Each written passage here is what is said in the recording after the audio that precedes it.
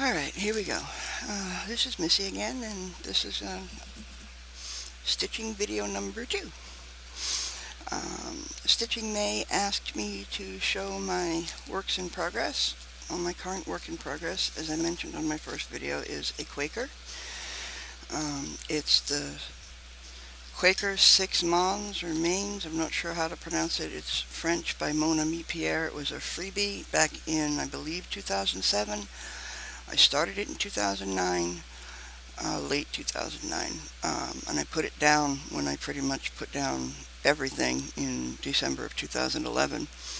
I picked it back up again about 3 weeks ago, give or take a week, I think, and I was only halfway through page 1. I've now finished 2.5 pages, but here's part of it. Basically going to be the left side.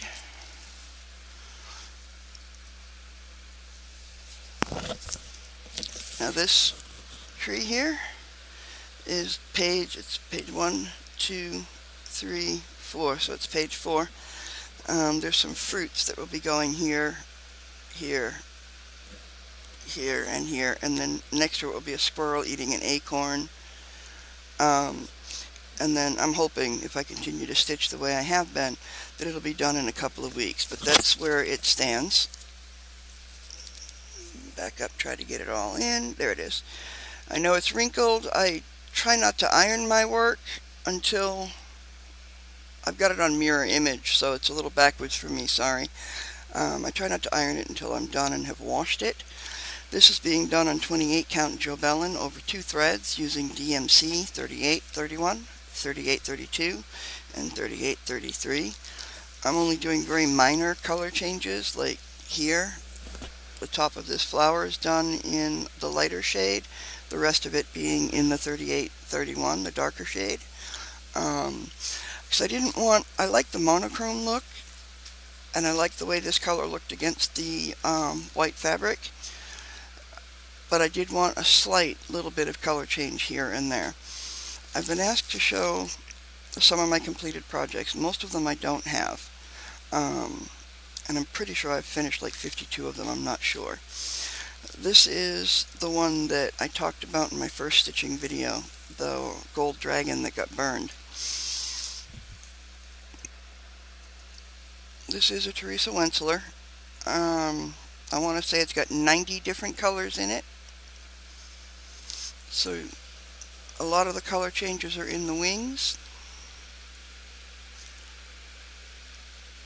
What Teresa does is you will thread your needle with 2 different colors on the needle at the same time and stitch with them both.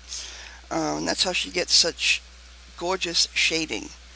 The burn is, of course, like I said, in the lower left corner, and right there would have been a Celtic knotwork, 4 cornerstones, and then more knotwork in between.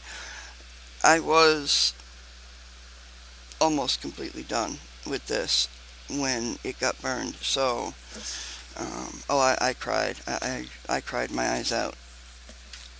But I went ahead and finished it, and for those who are curious, that's the back.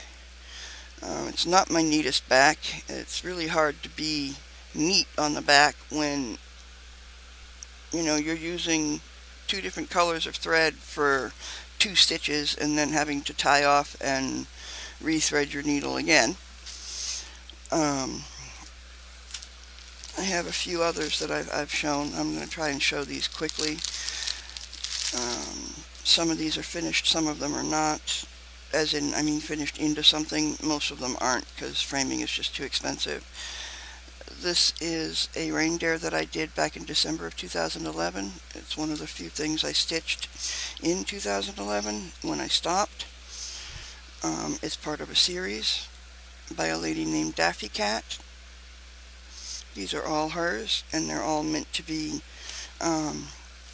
Christmas ornaments, which they will eventually become, I hope. They're also done on 28 count. This is a Quaker welcome that I did for my mother-in-law. I need to get it framed. It's on hand-dyed Silk Weaver Solo 28 count Jobelin with DMC floss. And I did this in 2011. I believe this is, other than the ornaments, this is the last large design I finished. And for those that are curious, there's the back.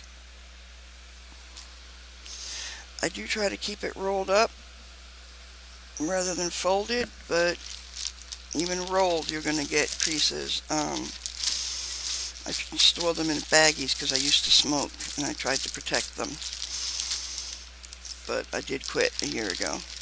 This is a Joan Elliott Christmas Dreams. It's done on a 14 count sparkly Aida. It's not done yet. Again, I kind of stopped in 2011. I haven't dug, the chart's been put away for this one. I have to dig it out so I can finish it. Mostly just a couple more stars and then the back stitching needs done on that. This is a wedding sampler for my husband and I. This was started many years ago. It's not done. It's about halfway though. It's also done on 28 count. The first Teresa Wentzler I did, which was the castle, it's the dragon behind the castle that's on an island. I did it on Aida, and I learned real quick that quarter stitches and stuff on Aida is extremely difficult because you have to split the threads. So I started stitching over 2 and much easier. Now I do just about everything on 28 count, if at all possible. This is also on 28 count, but it's linen. This is done with a silk thread, one of the variegated. My nickname is Raven, one of them. And my niece, who lives with me, is in love with a Care Bear, the one called Harmony. She's got a flower on her belly. And I promised her like last summer that I would stitch Harmony for her. And I started, and then I just kind of, pooped out. Excuse me. Well, back in early March, she started bugging me, wanting it stitched. So I picked it back up. I had started fighting back on my depression, and I figured I'd force myself through it, get it done, and I wasn't expecting to enjoy a single stitch of it. But I was very pleasantly surprised when I found myself not only enjoying it, but loving it like I used to, and wanting to stitch. And there it is. This was my first finish of 2014. First one since December of 2011. I will be turning this into a pillow, and with a matching nightgown for my niece. And yes, it's done on 28 count. I figured that would be softer than an Aida fabric. I got a few other of my finishes here. This one my daughter did. It's a Care Bear. She did it for my niece, for her cousin, Bridget. That's Cheer Bear, I believe. This is my son's birth announcement. He knocked the frame off the wall, and I did not know how to frame, so this was not framed properly, and now I'm not sure what to do, so it just lays in the drawer. This was also done for him. It's a little mini quilt that used to hang on his bedroom door. This is a black work from Tam's Creations. My niece helped me stitch this. There's pictures of it on my Facebook. So that's why her initials are in the snowman as well, not just mine. And there it is. This one, I was trying to teach my daughter how to stitch, and she started it, and then she gave up, so I finished it just because I couldn't stand not having it, having an unfinished work.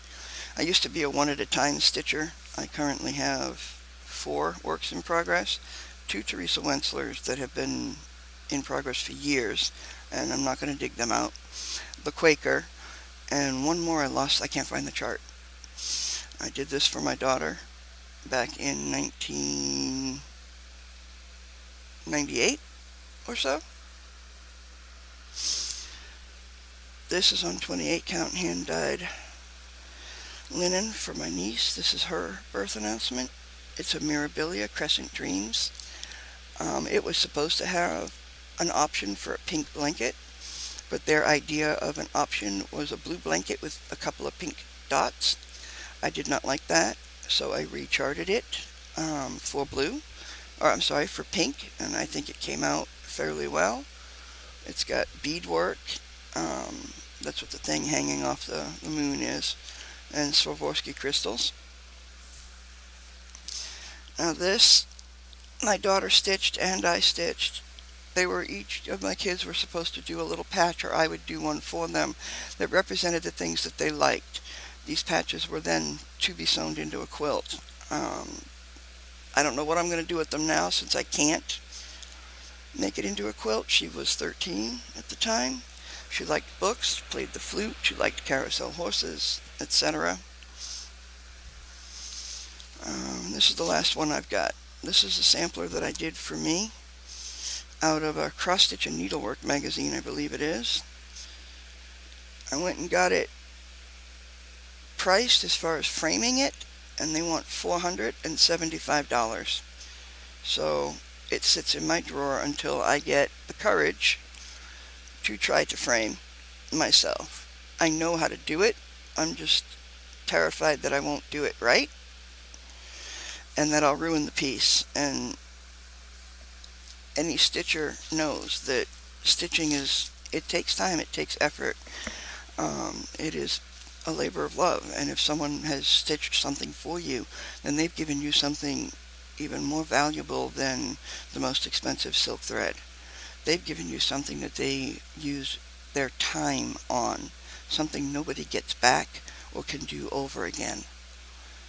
So if somebody makes something for you, they've done the most important thing anybody can do. They've spent their time on you. And that makes the stitching mean a lot. I did take part in a few exchanges over the years. I got a Biscornu. It's a little funky shaped pillow pincushion. In 2008 on the Sandman Originals board, Christmas in July. Donna made that. Back on the Cross Stitch Crazy board, this was the first exchange I was ever in. I forget the lady's name, but I know she lives in Texas. Caroline gave me this beautiful stitcher's pocket. It's got Quaker motifs on it. I love the lady stitching on the front. And it just folds open, and inside it's got a couple of rings to hold floss, heart-shaped felt to hold your needles, and then in the pocket she gave me some size 26 tapestry needles, and there was a pair of scissors in there, but I'm using it, and that's the other side with a little heart-shaped mother of pearl button. It's fully lined. Her stitching is just absolutely gorgeous. Caroline did a fantastic job. And then I can't remember who sent me this, but it's a needle book. It's covered in fabric, very, very pretty. She put, gotta remember it's backwards, buttons, flower-shaped mother of pearl buttons, and it opens up to hold the needles, and then this is stitched. And there was a matching fob which hangs off of a pair of my scissors, and I'm not going to go dig those out right now, or I would. I would show them. They match. With them, she also gave me needles and a pair of scissors. I am lucky. My mother-in-law gave me some dresser scarves and things that I believe she said her mother or her aunt, I'm not sure which, did, and they're hand embroidery.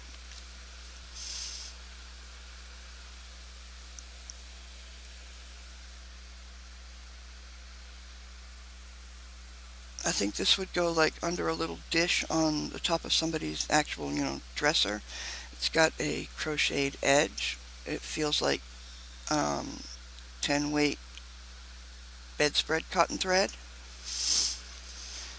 And then the birds.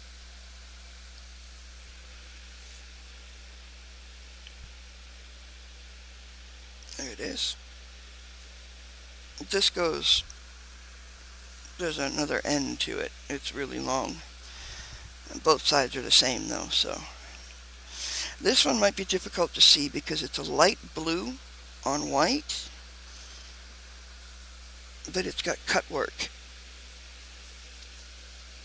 which in cross stitching or needlework is called hardinger. I'm not sure if that's what you call it on this or not, but it's stitched and then they cut inside the stitching to make little holes in the fabric. And then there's those in the middle, and then you get another end just like the first one. I do have some thread crochet pieces that my mother-in-law gave me as well. She's not sure who made them, but they are gorgeous. There's this one, which is a filet crochet. It's just fantastic. I couldn't do this, but it's beautiful. This has the similar flowers in the middle, but it's got more of a mesh to it. I do believe this was also done with the size 10.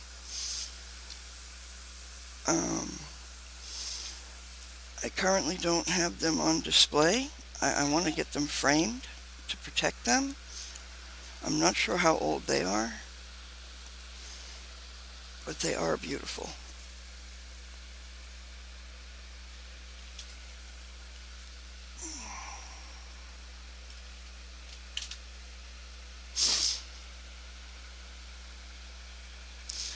And that's, well, I got one larger piece. I think this is meant to be like a shelf scarf or something, because it kind of goes like this. And that's pretty much it all the way through. It's really long, and I don't have a shelf to put it on. I need to find one, and this is the last one. This one's a filet crochet, where you do mesh and then solids, and the chart is very similar to a cross stitch chart. The solids together will make a picture like here's a tulip. I'm not sure if you can see that, but in the middle is a star. You can see it better against my chest. There's the star shape here, and then the tulip here. And it's a laced edge that's all ruffly, very pretty. And I really appreciate my mother-in-law giving these to me. I'm pretty sure she said it was either her grandmother or her aunt. I'm not 100% certain. I'll have to ask her so I can put a little note in so I remember. But that's pretty much all the finished pieces of mine I have on hand, and my stitching. And I showed my whip. And I was thinking we could start, since people are doing cross-stitching vlogs. I do have a stitching blog which is written, and I know that a lot of people did SBQ stitching blogger questions, and I was wondering if the people doing the vlogs would like to do that. And basically it's you ask a question, and during your vlog about stitching you answer it. For example, one of the questions could be like what was on the tag, the stitching tag. Any of those questions would be a stitching vlogger question. If people like that idea, let me know in the the comments below, and I'll put one hopefully in next week's video. And I hope to see you next week with more stitching.